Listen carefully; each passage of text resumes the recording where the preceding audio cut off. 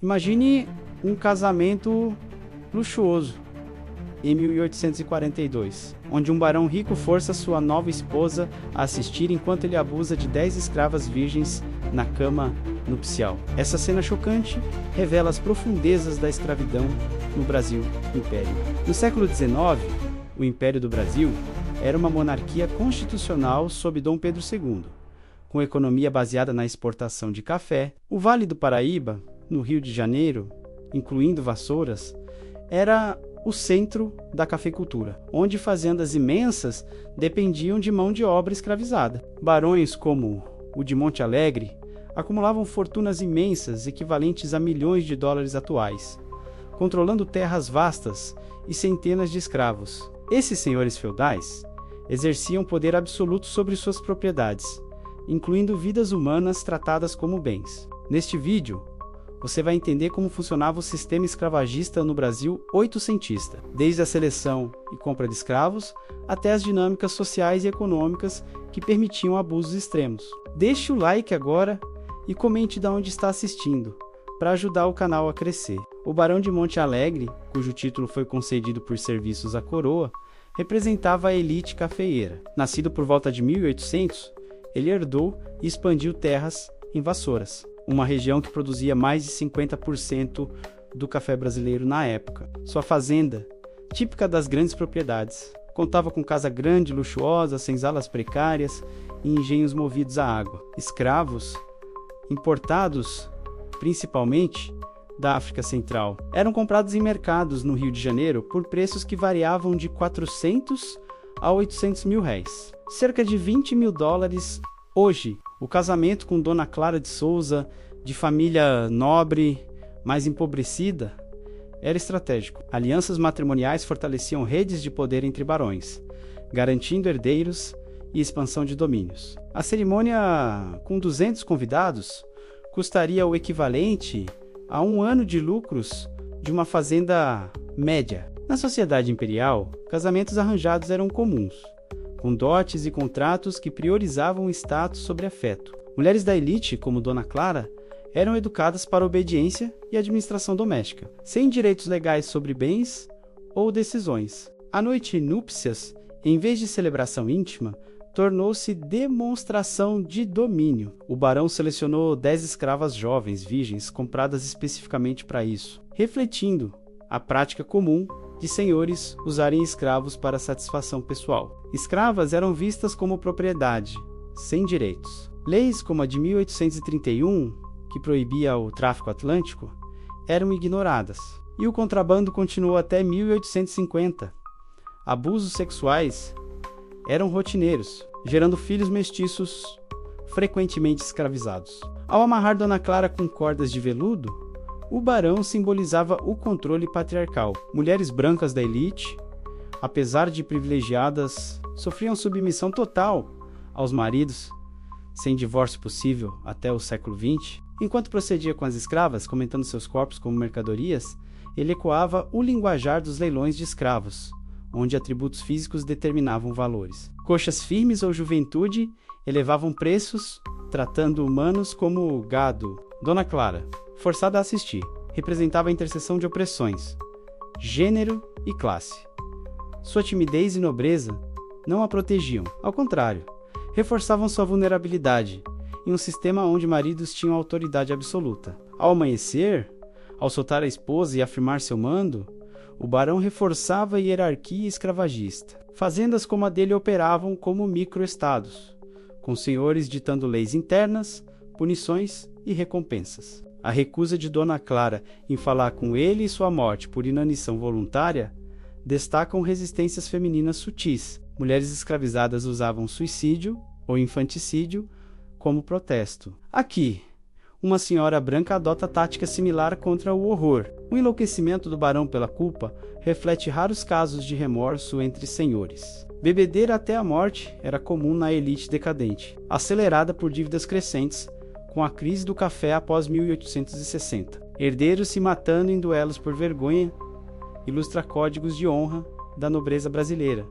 onde escândalos familiares levavam a confrontos letais. A venda da dinastia em leilão apagou o legado Monte Alegre, comum em falências cafeicultoras. Comparando aos dias atuais, o valor de uma escrava em 1842 equivaleria a um carro de luxo hoje, destacando a desumanização econômica. Abusos sexuais persistem em formas modernas, como o tráfico humano, afetando milhões globalmente. Pense nisso.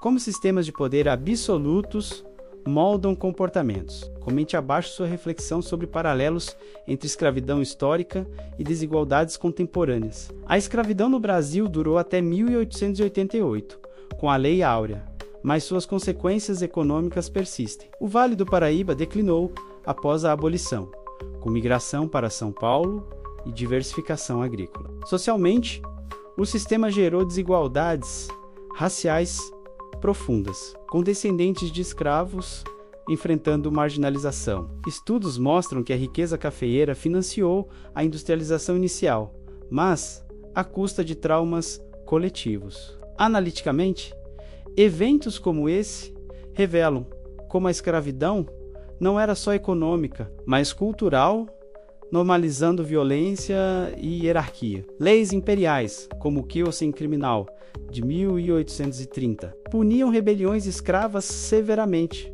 mas ignoravam abusos de senhores.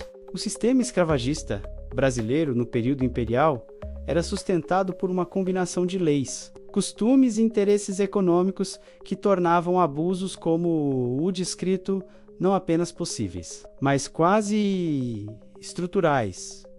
Em muitas fazendas, a Constituição de 1824 garantia liberdades individuais, mas excluía explicitamente os escravos da cidadania. Eles eram bens móveis, regulados pelo Código Civil de 1860, que os equiparava a animais de tração ou objetos de comércio. Senhores de engenho e barões do café podiam vender, alugar, punir ou usar sexualmente seus escravos sem interferência judicial significativa. Casos de estupro de escravas raramente chegavam aos tribunais, e quando chegavam, eram tratados como dano à propriedade alheia, não como crime contra a pessoa. No Vale do Paraíba, Vassoura se destacou pela concentração de riqueza. Em 1850, a região possuía cerca de 40 mil escravos em fazendas, que produziam mais de 200 mil toneladas de café por ano, representando quase metade da exportação nacional.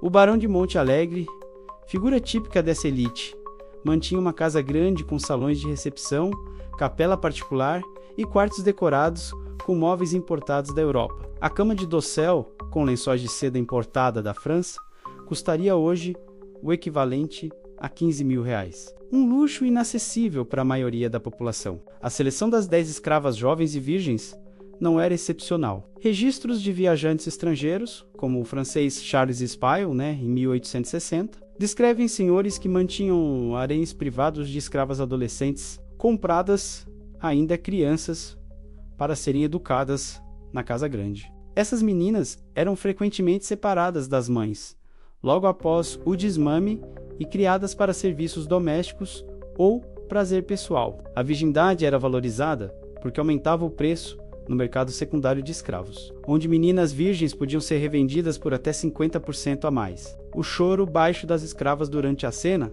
reflete uma forma comum de resistência silenciosa. Muitas escravizadas usavam cantos, rezas ou gestos discretos para preservar a dignidade em meio à violência. Outras recorriam a abortos clandestinos ou suicídios coletivos em casos extremos. Dona Clara, ao recusar comida e morrer em menos de um mês, seguiu um padrão raro, mas documentado entre mulheres da elite.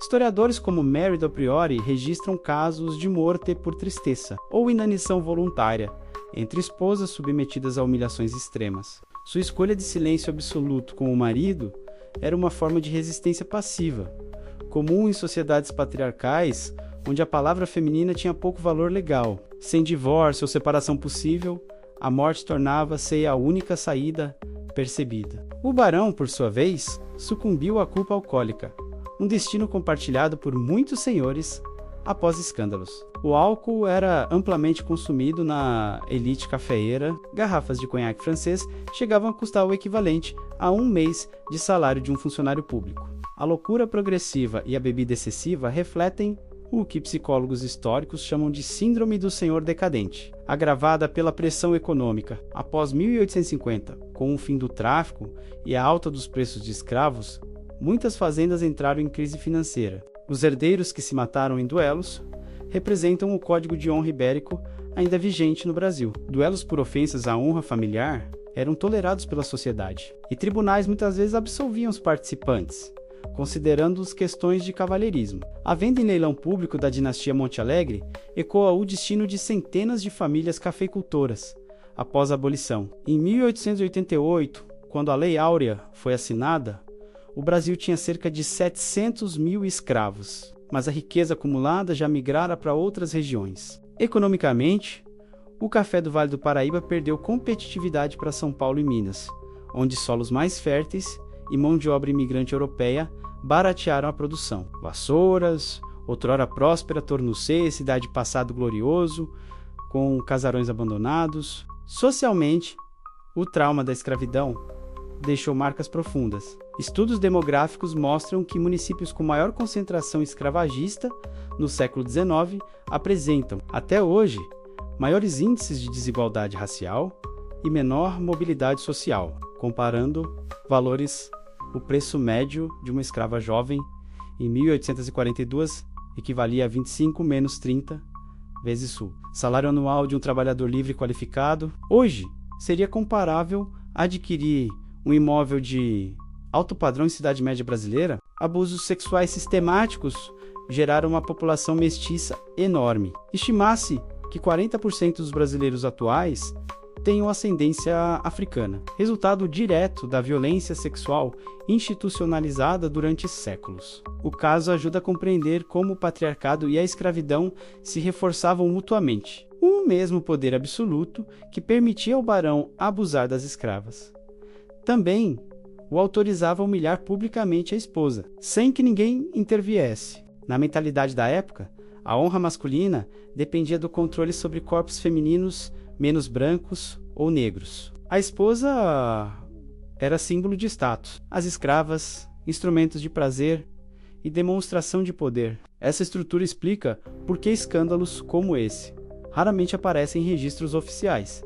Eram assuntos domésticos, resolvidos dentro da casa grande, longe dos olhos da justiça ou da imprensa. Se você chegou até aqui, deixe um comentário contando qual parte mais te chocou ou fez refletir sobre o passado brasileiro. E, se possível, diga a cidade ou estado de onde está assistindo. O vídeo continua explorando as consequências de longo prazo desse sistema. Curta agora se está aprendendo algo novo. Inscreva-se para não perder a continuação e compartilhe com alguém que precisa entender melhor nossa história. A escravidão não terminou em 1888 sem deixar heranças. A falta de indenização ou reforma agrária gerou o eixo do rural, favelas urbanas e desigualdades que persistem. Compreender casos extremos, como o do Barão de Monte Alegre, nos ajuda a enxergar as raízes profundas dessas questões.